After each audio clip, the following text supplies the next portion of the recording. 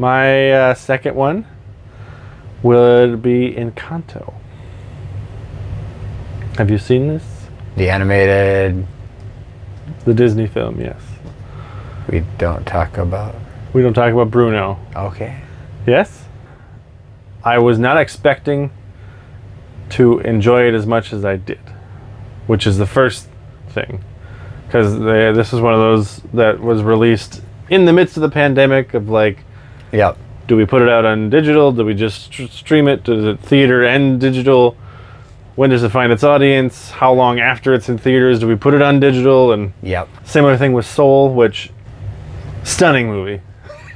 I think it kind of gets lost in the shuffle because it was in the midst of the pandemic. But well, when you don't have some of these movies that didn't get that big release, the big theater experience, I know people are discussing, are theaters still going to be around or not? I think they're going to evolve because they're going to have to be different to be successful and succeed and still be profitable.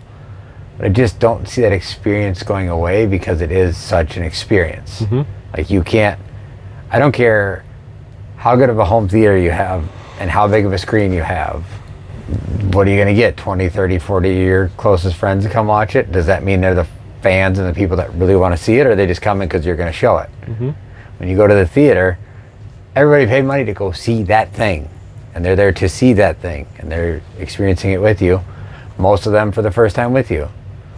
Sometimes people are going for a second, third, fourth, many times. I went to Dark Knight 8 times. Show off. Yeah. So I never got the movie going experience, the theater going experience with Encanto. But I think we just kind of put it on one day because it was finally available. And I was like, I'm sure my daughter will like this. It's singing. And within the first song, I was like, it's Lin-Manuel who did Hamilton and Moana. So I was expecting quality songs. I was not expecting to be blown away by the lyrical density, the familiar relations, the internal trauma and working through that, and who am I if I'm not the person everybody thinks I am. And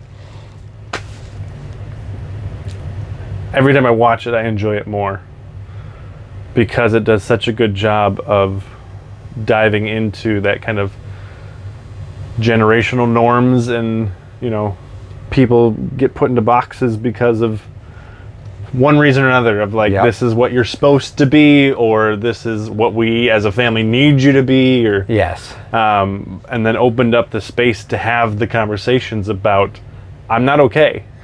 Yes. I'm pretending that I'm okay, but I'm not okay. Yep. And that's okay to talk about.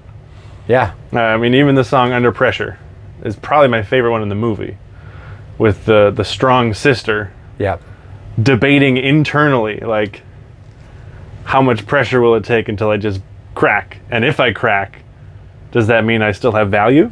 Yeah, her... And the weight of that. The strong no pun sister intended. And her character in there, like, her time on screen and her story and her opening her heart, the whole movie, yes, was amazing, but I think because, like, for me, I've always felt probably a little bit akin to her, like, I'm the oldest child, I'm a dad, I'm a head of household, like, you have to be strong, you have to carry the load, like, and it's like even though it's a strong woman on screen character, it's like, I feel that immensely, like, how strong am I? How much can I carry? If I crack and can't carry this load for everybody, then do I matter? Do I matter anymore? If I can't do what people expect me to do, should I even be here? Yeah.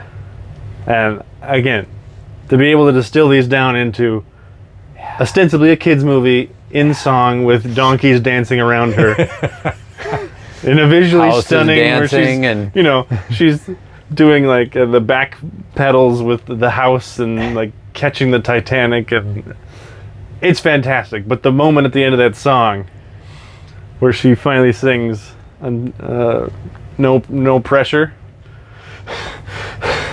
and then Mirabelle just hugs her, like, It was really good. Just that, like, the space to have the conversation about it, and her sister heard her, and in the moment it wasn't like, of course you matter. It was just, you need human connection.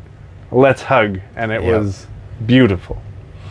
So, and again, the whole story is about who am I? Who am I? How do I contribute? Do I matter the way I think I matter? Can I matter in a different way? What if people tell me I shouldn't? And then the whole reconciliation at the end between the grandma and the granddaughter and the uncle and the brother and sister. And I mean, the moment when they give her the doorknob, like, we made this. And that's when she gets her power. It's just, oh, beautiful. Anyway. Yeah. I'm not crying, you're crying. No, I'm being strong. I have to be strong, remember? I can be nothing but strong.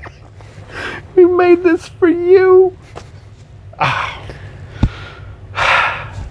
Fine, I'll go back and watch it again. Yeah. When no one caught has me. powers anymore, she's the one that brings them together, even though she was the kind of the outcast when they were all the strong ones, the gifted ones. And it's so good. Anyway, that's my number 2.